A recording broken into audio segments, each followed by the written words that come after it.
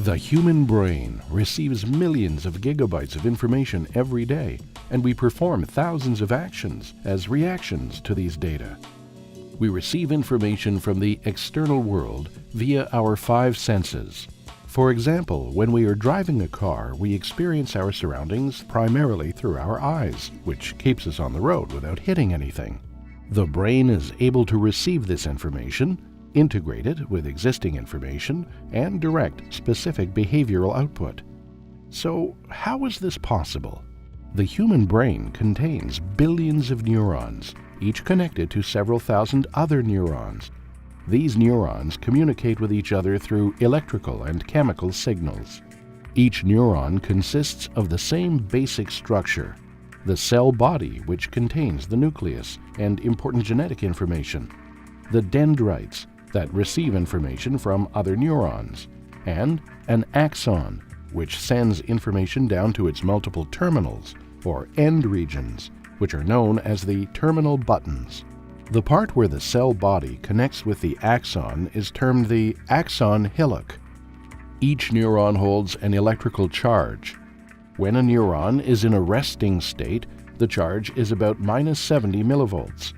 This is mainly due to the difference in concentration of ions, essentially positively or negatively charged particles, inside and outside the cell.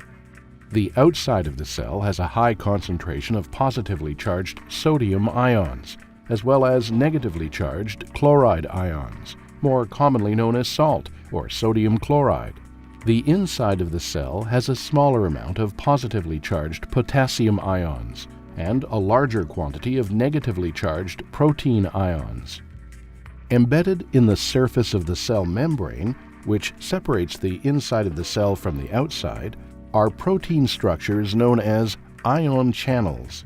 These channels act as gates by both permitting and hindering the flow of ions into and out of the cell. Normally, these ion channels are held closed, maintaining the electrical potential of the cell. However, they can be opened if the right message is received from a neighboring neuron. Each neuron can receive inputs from thousands of other neurons, and the place where one neuron makes a connection with another neuron is called the synapse. When a neuron releases a chemical signal known as a neurotransmitter, NT, into the synapse, the chemical will bind to another type of protein embedded in the membrane of the receiving neuron, known as a receptor. Once the neurotransmitter binds to the receptor, much like a key into a lock, this leads to a number of other biochemical events. One possibility is that this receptor binding will open an ion channel. This binding may also lead to a sodium channel opening, allowing the passage of positive sodium ions into the cell. As these ions are positively charged, the area around the channel will also become more positively charged. This small change in the membrane is called an excitatory postsynaptic potential, EPSPs. Similarly, it is also possible that part of the cell becomes more negative, for example, by influx of negatively charged ions. This is called an inhibitory postsynaptic potential. If enough positively charged ions enter the cell, thereby resulting in more excitatory postsynaptic potentials, and the membrane potential reaches a threshold of excitation at the axon hillock, this will trigger an action potential. The action potential is essentially a brief increase in the permeability of the membrane to sodium, immediately followed by a brief increase in the permeability of the membrane to potassium. Once an action potential is generated, it propagates all the way down the axon to the terminal buttons. In this sense, action potentials fire in an all-or-nothing fashion.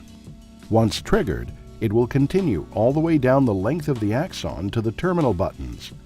It is important to note that while EPSPs are small, local, and contain graded changes in the membrane potential from more negative to more positive, an action potential is a brief but larger reversal in the membrane polarity. Once the action potential reaches the terminal buttons, this change in membrane polarity causes calcium channels, normally held closed, to open and allow calcium into the cell. Calcium then acts as a signal to release the neurotransmitter substance, which is docked at the presynaptic membrane via exocytosis. The neurotransmitter then binds to the postsynaptic receptor, and then the cycle begins again.